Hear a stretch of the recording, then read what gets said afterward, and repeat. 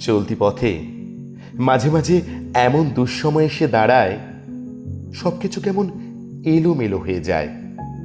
যেটা করতে চাইছি কিছুতেই হচ্ছে না, যেটা চাইছি সেটা কোনো মতেই পাচ্ছি না। সমস্ত চেষ্টা ব্যর্থ হয়ে যাচ্ছে।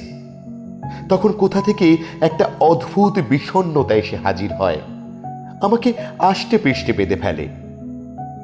আমার মনকে কোনো হতাশার আড়ালে নিয়ে চলে যায়। যত না ভালো লাগাগুলো এসে হাজির হয়, একটা কালো নিস্তব্ধতার মধ্যে ডুবে যাই।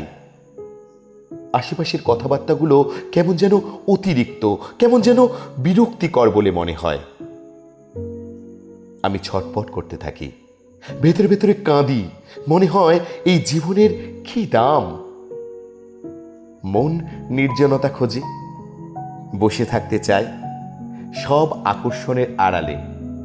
ধীরে ধীরে সময় পেরিয়ে যায়। কখন যে রাত এসে নামে অন্ধকার ঘরের আঙিনায়। বালিশে মুখ গুজে আমি নিজেকে ভাঙি, ভেঙে টুকরো টুকরো করি। তারপর কখন যে মরে যাই, কখন ঘুমের অন্তরালে ভোর হয়, পাখি ডাকে, চোখে লাগে আলোর জীবন কাঠি। আমি আবার বেঁচে উঠি।